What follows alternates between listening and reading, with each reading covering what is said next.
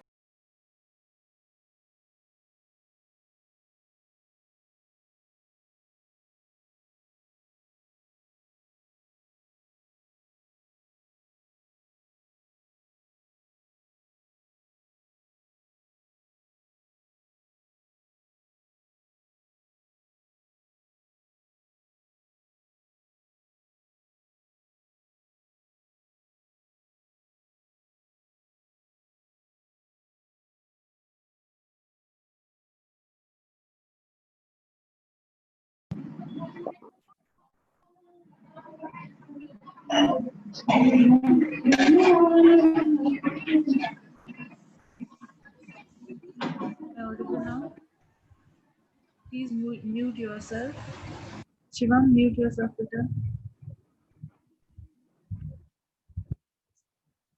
Okay. So I hope I'm audible to everybody, and screen is also visible to everyone.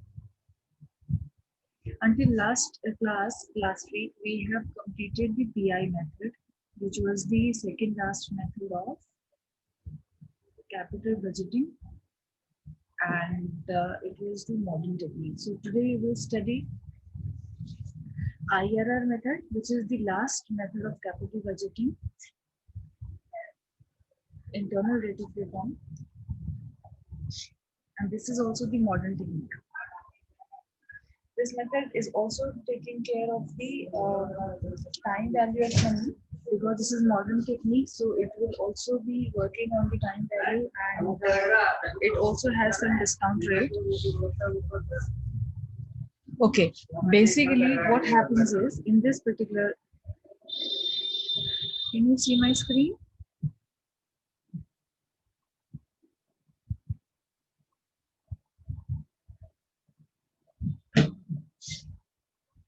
Okay, so IRR basically is a metric used in capital budgeting to measure the profitability of the potential investments.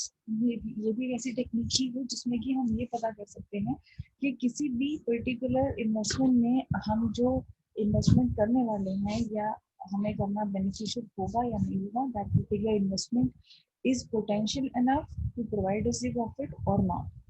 ठीक है, अब ये थोड़ा सा method ना बाकी सबसे different है, क्योंकि इसमें हम जो है कोई भी प्रोडक्ट या कोई भी इन्वेस्टमेंट बेसिकली उसका हम कॉस्ट निकालते हैं, और ये वहाँ पे यूज होता है जनरली, ये पर्टिकुलर टेक्निक वहाँ पे यूज होता है जहाँ पे अगर किसी को सपोज कोई मशीनरी बेचना है, स्क्रैप वैल्यू एंड में हम बेच देते हैं ना, स्क्रैप वैल्यू पर कोई मशीनरी या कुछ ऐसा है कि हमने एंड में यूज कर दिया, उसको हमने बेच दिया, तो क्या वो बेचना जो अमाउंट हमको मिल रहा है वो बेनिफिशियल है कि नहीं है, ये हम कैलकुलेशन इस पर्टिकुलर मेथड से कर सकते हैं। इसका जो हमारा रेट ऑफ रिटर्न की किस रेट ऑफ रिटर्न से हमको वो मिल रही है, रिटर्न्स मिल रही है, हम वो सारा टोटल कैलकुलेट करेंगे किस तरह से। इसमें भी हम कोई डिस्काउंट रेट डिटरमाइन कर लेते हैं कि जिस डिस्काउंट रेट से हमको टाइम वैल्यू ऑफ मनी समझना है कि वो value of money will change 10%, 15%, whatever, वो हम एक टाइम डिस्काउंटेड रेट जो है वो इसमें भी हम आइडेंटिफाई करते हैं। और कैश इनफ्लोज टोटल जो एनुअल हमारी कैश इनफ्लोज हैं हम उसको डिवाइड करेंगे 1 प्लस हमारा जो आर है which is discount rate raise to the power time, जो भी हमारे जितने भी years, first year second year, इस तरह से हम हर ईयर का निकाल लेंगे ये, और उसको माइनस करेंगे हम जो हमने इनिशियल इन्वेस्टमेंट किया था। इन्वेस्टमेंट यानी कि जो वन टाइम फर्स्ट ईयर में या जो हमने इन्वेस्टमेंट किया था at the initial year of the at the initial time of the investment, वो टोटल इन्वेस्टमेंट हम इससे माइनस कर देंगे, यानी कि आउटफ्लो हम जो है माइनस कर देंगे। Inflows divided by 1 plus rate discount rate into raise to the power करके हम इनिशियल इन्वेस्टमेंट को माइनस करेंगे। ये particularly if the same cost apply for different projects, अगर बहुत सारे हमें प्रोजेक्ट्स में सेम कॉस्ट अप्लाई करनी है, टाइम डिफरेंस की इन्वेस्टमेंट सेम है, सपोज 2 प्रोजेक्ट्स हैं,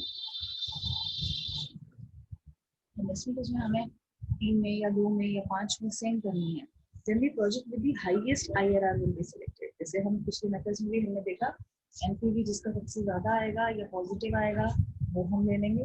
पीआई में भी हमने देखा था जिसका अगर हम कंपैरिजन कर रहे हैं तो जिस प्रोजेक्ट का मैक्सिमम पीआई आएगा हम उसको चूज करेंगे। तो in the same fashion, in the same way IRR में भी अगर हमें कंपैरिजन करना है तो जो हाईएस्ट आईआरआर दे रहा है मेथड, हमको वो पर्टिकुलर मेथड को चूज कर लेना, because that will be the best, because that will give the highest return. In an organization, it needs to choose between multiple investment options where the cost of investment remains constant। Cost हम उन projects को compare कर रहे हैं जिसमें कि हम जो प्राइस लगा रहे हैं या इन्वेस्टमेंट लगा रहे हैं वो बराबर कर रहे हैं, यानी कि हो सकता है 5 मशीनरीज हो जिनकी कॉस्ट सेम हो, यानी कि इन्वेस्टमेंट सेम हो, लेकिन उनके आउटपुट अलग अलग हो सकते हैं। हर साल में हो सकता है उनका एनुअल कैश इनफ्लो जो वो हमें देंगे प्रॉफिट अर्न करते हैं वो अलग अलग हो। अगर वो अलग अलग है तो उसके हिसाब से फिर जो हमें हाईएस्ट रिटर्न दे रहा है एज पर दिस फॉर्मूला, वो project will be chosen. The IRR will be used to rank the projects and select the most profitable one.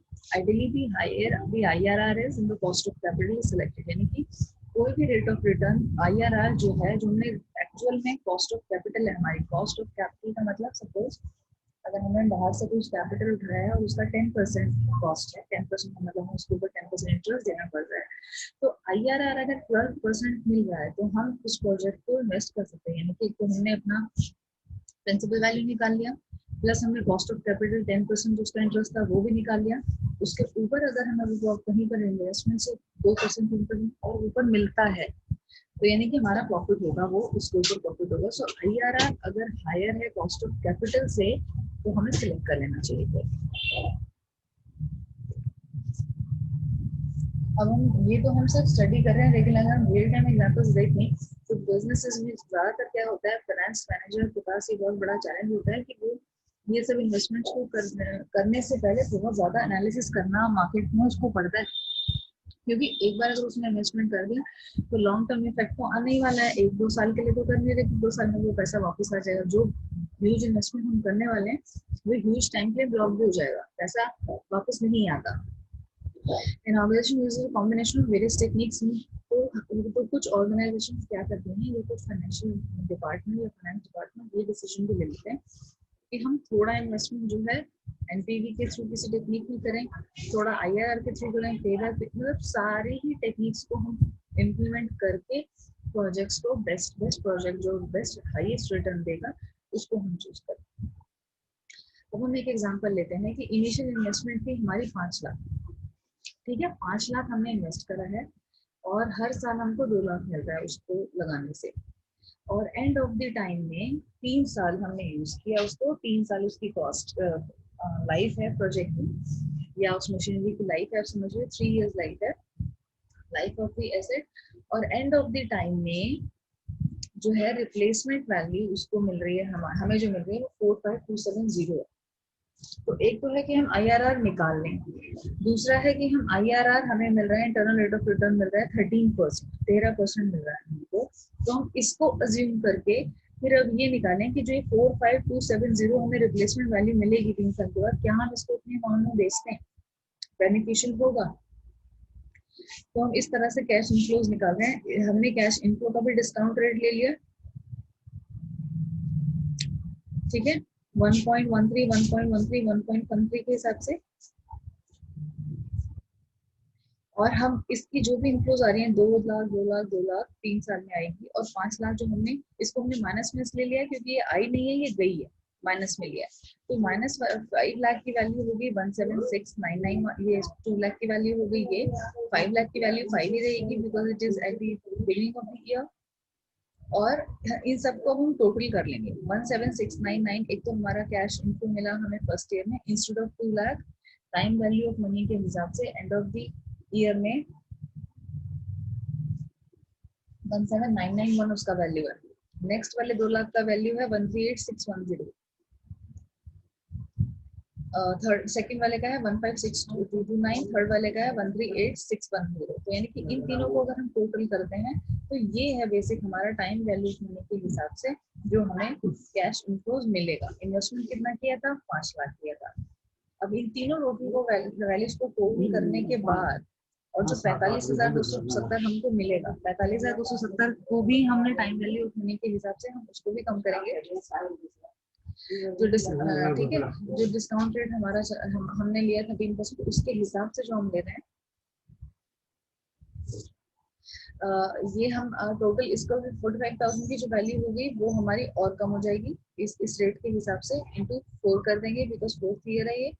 और अब जो हमारी total value now the total of the column discounted cash inflows approximately sums up to 0 making the NPV equal to 0। जो आप ये 176,991 है इसको हम टोटल करेंगे प्लस 156,229 प्लस 1368, ये जो तीनों सालों का है, इन तीनों को अगर हम टोटल करेंगे तो मोर और लेस जो हमने इन्वेस्टमेंट किया था उतना ही आ रहा है। 200-400-500 रुपए का डिफरेंस है, आप टोटल करके देख लीजिएगा। So now with this illustration can be seen that using the rate of 13%, the cash inflows both positive and negative become minimum. Hence it is the best rate of return of investment. यानी हम ये समझते हैं इस particular method से कि हम वो रेट ऑफ रिटर्न निकालना होता है।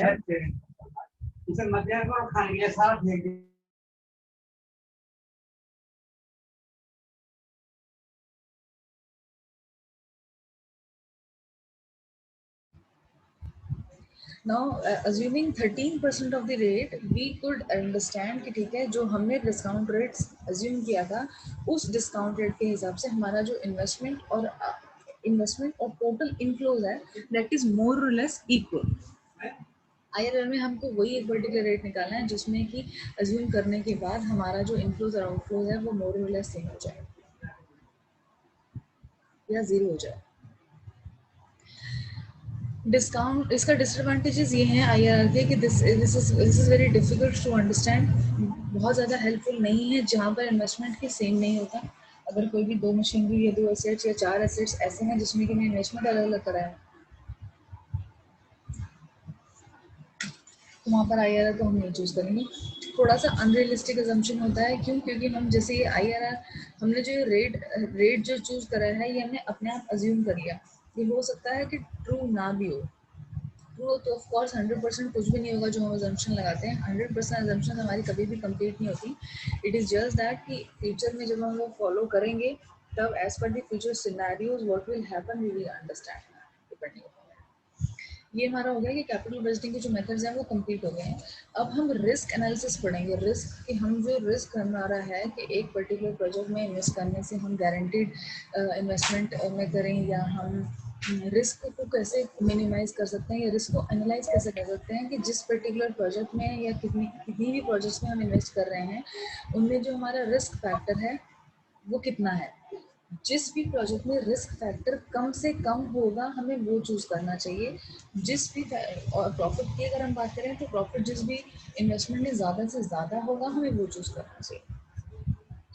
Uncertainties can exist when the outcome of an event is not known for certain, obviously, and when the dealing with the assets whose cash flows are expected to be extending beyond 1 year या more than 1 year से अगर हम ज़्यादा का expect कर रहे हैं तो ही वो पर्टिकुलर चीज़ में हम स्टडी करने वाले रिस्क एनालिसिस 1 ईयर जनरली हमें 1 ईयर को स्टडी करना इज नॉट डिफिकल्ट और 1 ईयर में क्या चेंजेस होने वाले हैं मोर और लेस हमारे हाथ में होते हैं। We understand and we know उतना अनसर्टेनिटी फैक्टर उसमें नहीं होगा। लॉन्ग टर्म टाइम में अनसर्टेनिटी फैक्टर ज़्यादा होता है, रिस्क ज़्यादा इन्वॉल्व होता है।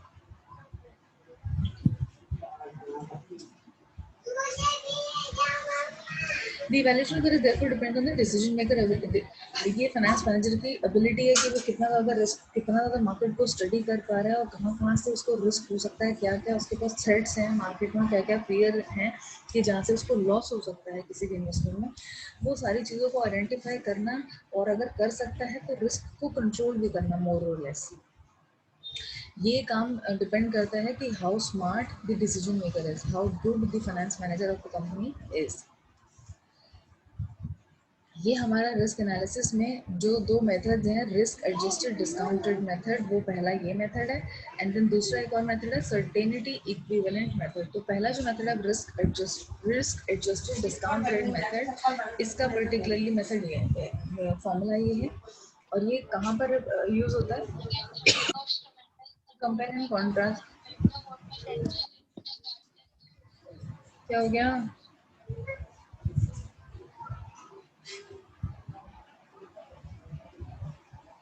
हनी म्यूट कर लीजिए बेटा अपना।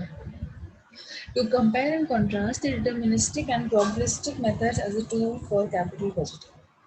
इस पर्टिकुलर रिस्क एनालिसिस मेथड जो है ये कंपेयर करता है कि जो भी हमारे पास मेथड्स हैं as a tool of the capital budgeting, क्या प्रोबेबिलिटी है कि कौन सा बेस्ट है और हमें डिटरमाइन करने के लिए हेल्प कर रहा है ये particular method, risk adjusted discounted method. This method usually used in capital budgeting to calculate the best estimate based on the available data. जो हमारे पास डेटा अवेलेबल है, प्रॉफिट का है या जो भी डेटा इन्वेस्टमेंट का अवेलेबल है, उसके ऊपर हम जो अपनी एनालिसिस कर सकते हैं कि बेस्ट एस्टिमेट निकालने के लिए ये हमारी हेल्प करता है। और मोर और लेस ये जो है हेल्प करता है risk adjusted discount rate method. Capital budgeting method जो हमने पढ़ा था, NPV net present value method, उसका रिस्क कैलकुलेट करने में ज़्यादा हमको हेल्पफुल है। More or less this is related to NPV also. So NPV is an indicator of how much value of investment adds to the firm. Net present value के हिसाब से एक प्रोजेक्ट में कितना ऐड करेगा वैल्यू किसी भी फर्म में, क्या प्रॉफिट ला कर देगा, वो NPV से हमें समझ में आ रहा है। It also estimate the future value of the projected variables जो भी इनकमिंग आएगी या इन्फ्लोज होंगे, कैश इन्फ्लोज होंगे हमारे पास, उनका प्रेजेंट वैल्यू को कैलकुलेट करके हम एक राइट फिगर ले सकते हैं। We utilize this information regarding a specific event for the पुरानी पास्ट जो भी हमने कुछ डेटा लिया है या कोई इवेंट लिया है 1 साल 2 साल 5 साल पुराना, उसको स्टडी करने के बाद हम एक आउटकम निकालते हैं कि this would be the discount rate या whatever value of the money would be changing, and we assume those values future outcome वाली जो हैं वो हम पॉसिबल बना पाते हैं to predict, but that will be depending upon our past work. So if there's a choice between two mutually exclusive alternatives, the one yielding the higher NPV should be selected. ये हमने NPV में पढ़ लिया था। तो basically risk adjusted discounted method क्या बता रहा है कि एनपीवी जो भी वैल्यू हमको हायर दे रहा है, एनपीवी जो भी प्रोडक्ट का वैल्यू हमको हायर दे रहा है डिस्काउंट रेट के हिसाब से, हमें वो पर्टिकुलर चूज करना चाहिए। वहाँ पर उस पर्टिकुलर प्रोजेक्ट में हमारे पास रिस्क जो है वो कम है। Risk adjusted discount rate method.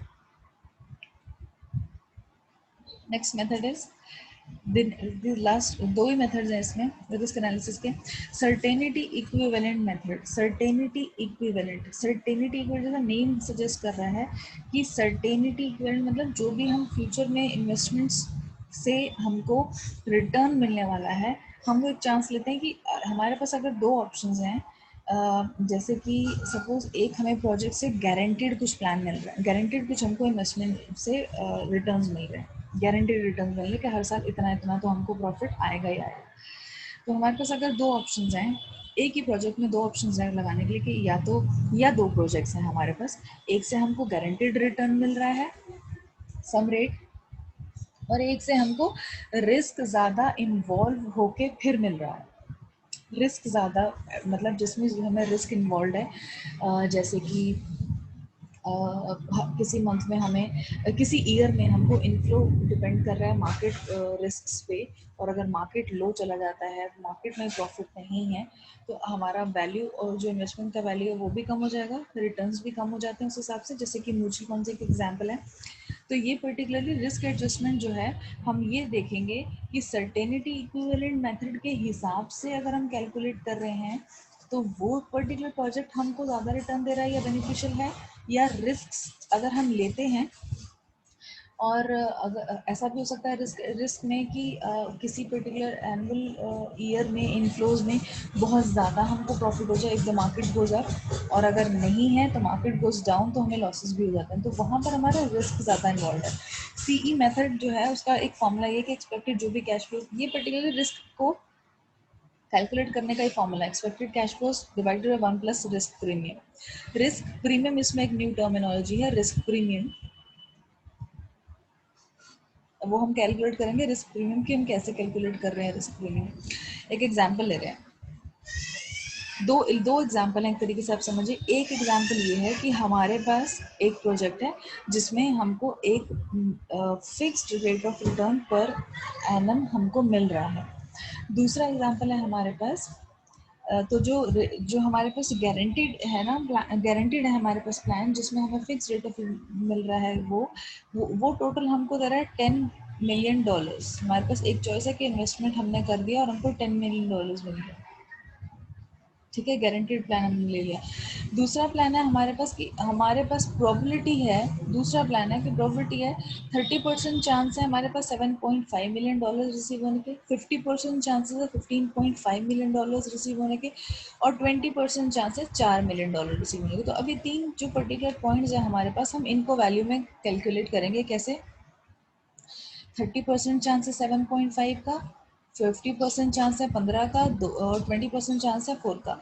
In total इसको हम टोटल बेसिक मैथमेटिक्स करेंगे तो ये हमको दे रहा है 10.8 मिलियन, 10.8 मिलियन, ठीक है। और दूसरी तरफ हमने अज्यूम किया था कि गारंटीड प्लान हमको 10 मिलियन दे रहा है, 10 मिलियंस। तो एक हमको गारंटीड प्लान 10 मिलियंस दे रहा है, और जो ये हमको एक्सपेक्टेड कैश फ्लो मेथड के हिसाब से जो हमको रिस्क इन्वॉल्व है जिसमें, वो हमको दे रहा है 10.8। अब हम कंपैरिजन कैसे करेंगे सीई मेथड से, इससे अगर हम कंपैरिजन अब करें,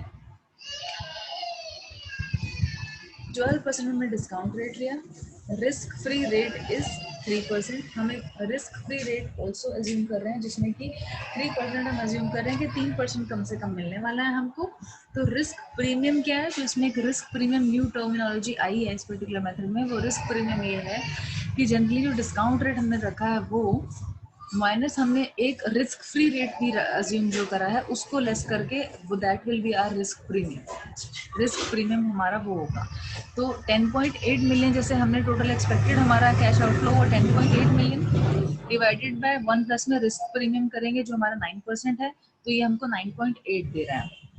अब कोई भी एक गारंटेड प्लान जो हमको 9.9 से ऊपर दे रहा है कुछ भी, हमें वो एक्सेप्ट कर लेना चाहिए। तो हमारा गारंटेड प्लान हमने अज्यूम किया था कि वो हमको 10 मिलियन दे रहा था जो कि 9.9 से ऊपर है, so we can go for that guaranteed plan option also.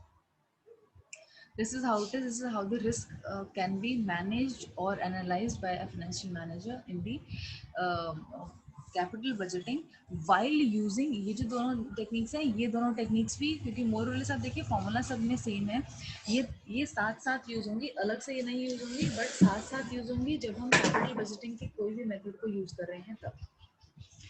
Okay, इसमें कुछ किसी को अब तक कुछ क्वेश्चंस हैं तो पूछ लीजिए मुझे, फिर मैं ये क्लोज कर देती हूँ।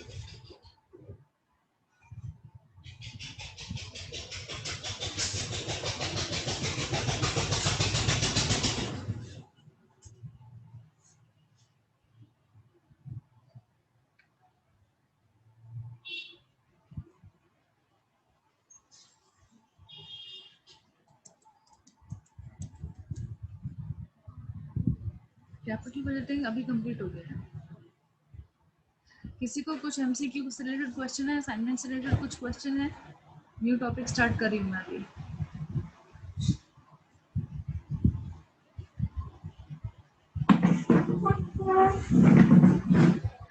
आई एम अज्यूमिंग कि आपको कोई क्वेश्चन नहीं है रिलेटेड टू कैपिटल बजटिंग, इसकी मेथड्स या कुछ भी। Now the next topic would be cost of capital and weighted average cost of capital. Hello ma'am. या हम जो एमसीक्यू का टेस्ट है वो 6 बजे क्यों है, हमारा ये लेक्चर के टाइम में क्यों नहीं है? बेटा लेक्चर के टाइम में इसलिए नहीं है क्योंकि लेक्चर्स को स्किप नहीं कर सकते हैं, लेक्चर्स को स्किप नहीं कर सकते हैं, और लेक्चर के टाइम पर ये नहीं टेस्ट होना चाहिए। ये अदरवाइज भी यूनिवर्सिटी की भी गाइडलाइंस हैं और कॉलेज की भी गाइडलाइंस हैं। और सब टीचर्स आपका लेक्चर नहीं ले रहे हैं? यस हम लेक्चर में ही ले रहे हैं। लेकिन एक्चुअली हमारा सिलेबस थोड़ा पीछे चल रहा है ना, उनके हिसाब से आपके बाकी सब्जेक्ट्स की टीचर्स जो जो ले रही हैं लेक्चर में, वो उनका सिलेबस आई थिंक 50-60% कंप्लीट हो गया होगा, हमारा सिलेबस रह जाएगा। और जो एमसीक्यू हैं ये एक नहीं होगा, 5 होंगे टोटल। तो 5 लेक्चर हमारे ओके टेस्ट में चले जाएंगे इस हिसाब से। अगर मैं लेक्चर के टाइम में लूँगी तो 5 लेक्चर का मतलब है 1 वीक के लेक्चर्स हमारे ऑलमोस्ट टेस्ट में ख़त्म हो जाएंगे। जो हमारा एमसीक्यू होगा ये बहुत ज़्यादा बड़ा या डिफ़िकल्ट नहीं होगा, बहुत ईजी से क्वेश्चंस होंगे। और क्योंकि ऑब्जेक्टिव टाइप है तो बहुत ज़्यादा आपको उसमें टाइम भी नहीं कंज्यूम होगा बहुत ज़्यादा, इसलिए मैंने शॉर्ट टाइम का ही रखा है। Maximum questions I am trying कि मैं सिर्फ 15 ही रखूं, 2 मार्क्स ईच करके आपको 30 मार्क्स का पेपर होगा। और उस क्वेश्चन को अटेम्प्ट करने के लिए रीड करना और क्लिक करके आगे बढ़ने में आपको 1 मिनट से ज़्यादा का टाइम नहीं चाहिए होगा किसी को भी। तो मैंने फिर भी, क्योंकि 15 क्वेश्चन है तो 15 मिनट्स में वो कंप्लीट हो जाना चाहिए। बट आप 20 मिनट्स में भी करेंगे तो भी वो एक्सेप्टेबल होगा। 25 मिनट्स में भी अगर आप उसको ओके करके दे देंगे मुझे तो वो एक्सेप्ट होगा। मैं आपको लिंक जो है वो शार्प 6 o'clock शेयर करूँगी, और 6:30 तक जो भी मेरे पास सबमिशन हो जाएंगे फॉर्म्स के या टेस्ट के, वो मैं सब एक्सेप्ट करूँगी। 6:30 के बाद जो आएगा उनको एक्सेप्ट नहीं करूँगी। इस रिलेटेड कुछ और क्वेश्चन है किसी को? मैम गूगल फॉर्म की तरह होगा क्या हाँ हाँ एमसीक्यू? हाँ जी बेटा, हाँ जी, गूगल फॉर्म पर ही दे दूंगी मैं आपको। तो उसमें इजी होगा आपको ओपन करना। फर्स्ट 3 चीज़ें होंगी, आप ध्यान रख लीजिएगा। आपको अपना नेम डालना है, सेमेस्टर डालना है, सेक्शन डालना है और रोल नंबर, ये चीज़ें हैं। पहला आपका आएगा योर नेम करके, तो उसमें you can type your name. Second चीज़ आएगी आपका आपका रोल नंबर, वो आप टाइप कर दीजिए। थर्ड चीज़ आएगी आपका सेमेस्टर एंड सेक्शन, यानी कि 5B 7A 7B 5, इस तरीके से जो भी आपका सेमेस्टर और सेक्शन है वो आप डाल देंगे। उसके बाद questions will start coming 1 by 1 करके, 1 2 3 4 क्वेश्चन सीरियल नंबर भी होंगे। So you would be understanding कि कितना टाइम आपके पास बचा है। 6:30 आपके पास टारगेट होना चाहिए टाइम का फॉर दी सबमिशन। जो भी नंबर ऑफ क्वेश्चंस आप कर रहे हैं आपके पास पता होगा आपको कि कितने क्वेश्चंस बचे हैं। सिंपल आप क्लिक करते जाएंगे, जो आपको ऑप्शन लगेगा कि ये आंसर ठीक है, ऑप्शनल क्वेश्चन होंगे, उस पर क्लिक किया, सबमिट किया, वो एक्सेप्ट हो जाएगा।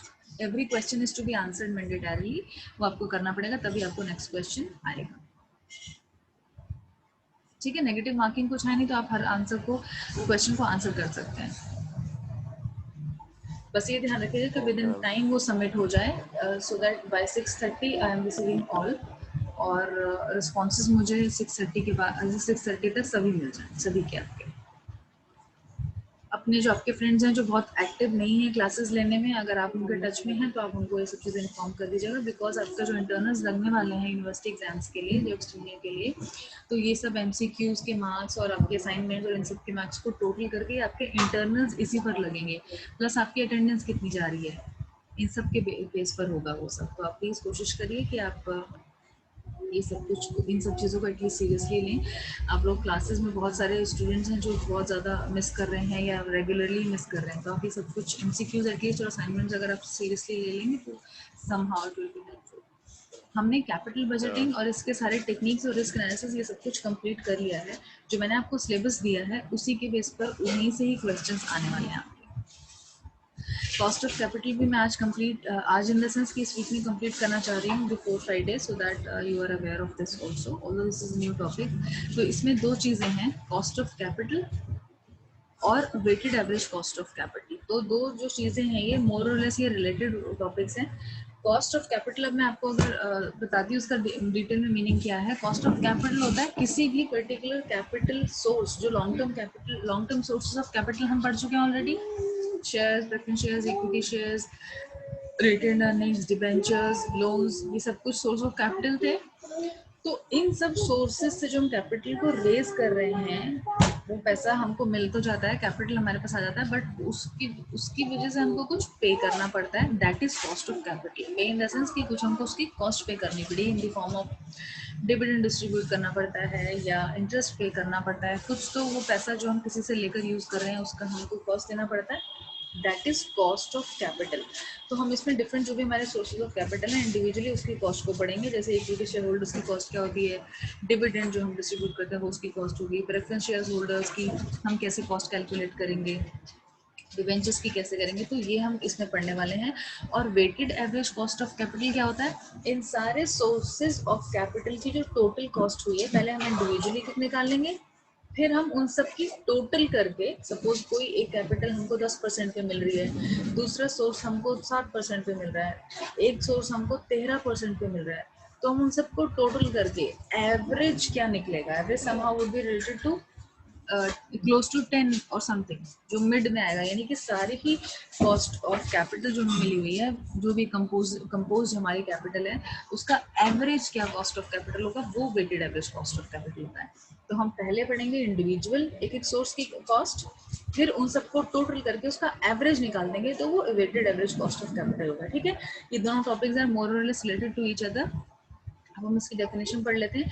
आपका I think syllabus, if I go through, एक सेकेंड होल्ड करिएगा, तो ये cost of capital and weighted average cost of capital, ये कंप्लीट हो जाने के बाद आपका सेकंड मॉड्यूल कंप्लीट हो जाता है।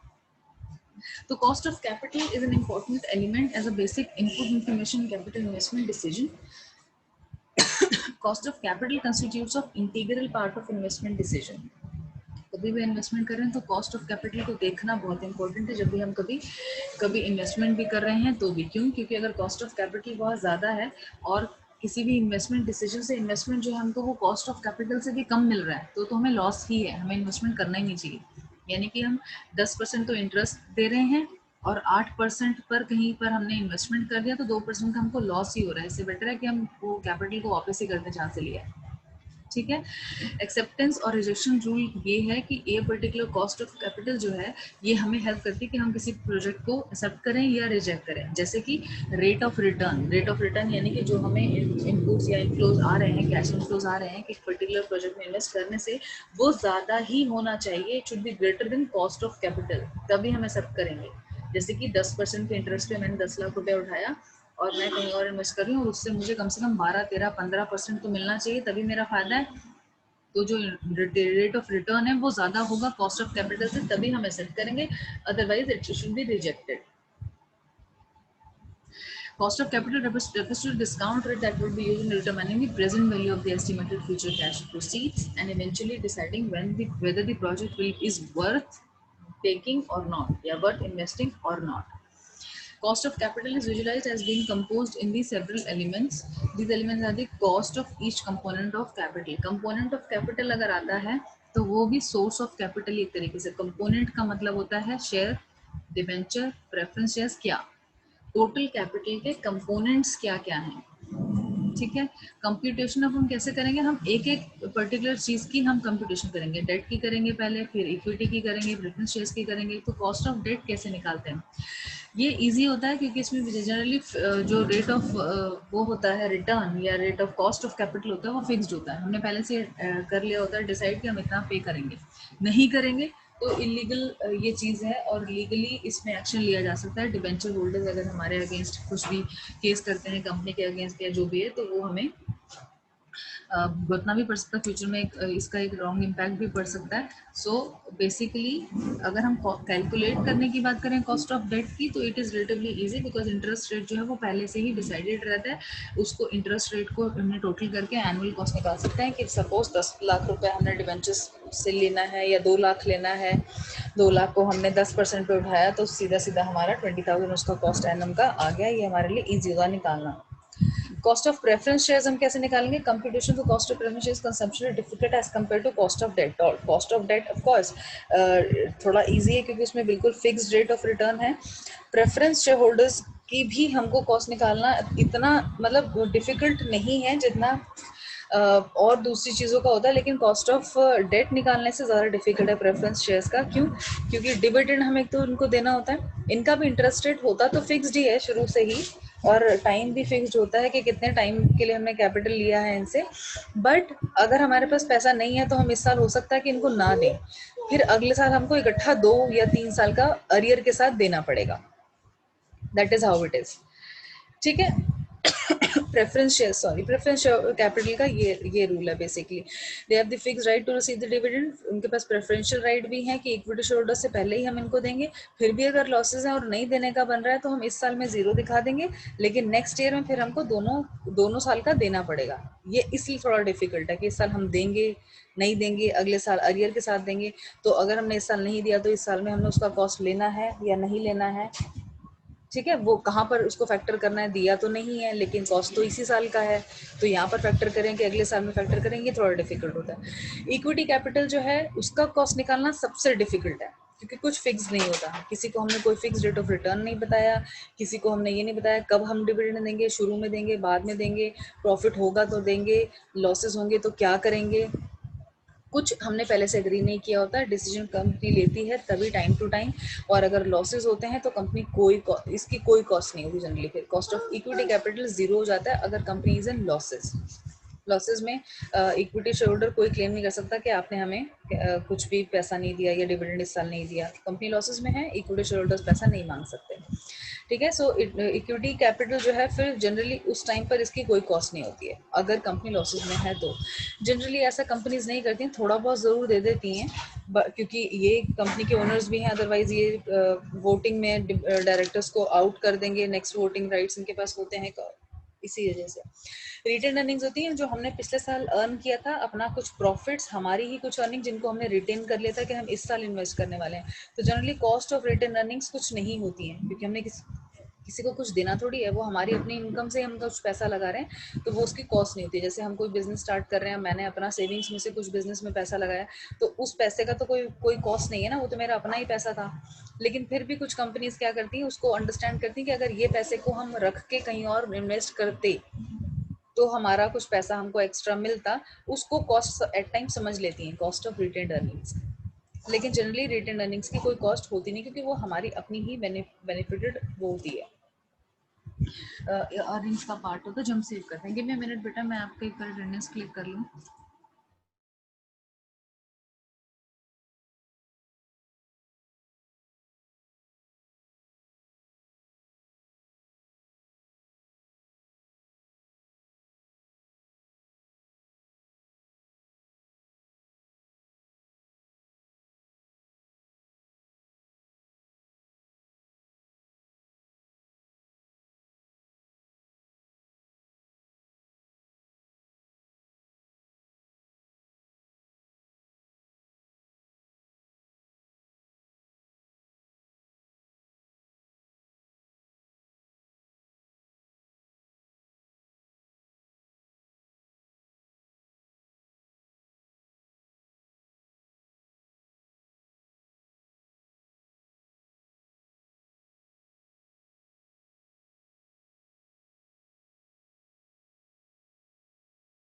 तो हमने इस तरह से अभी क्या किया, हमने कॉस्ट ऑफ कैपिटल जो है डिफरेंट सोर्सेज ऑफ कैपिटल को इंडिविजुअली निकाल लिया कि प्रेफरेंस का क्या रहा, इक्विटी का क्या रहा, डिवेंचर्स का क्या रहा, कोई और लोन है तो उसका क्या टोटल रहा।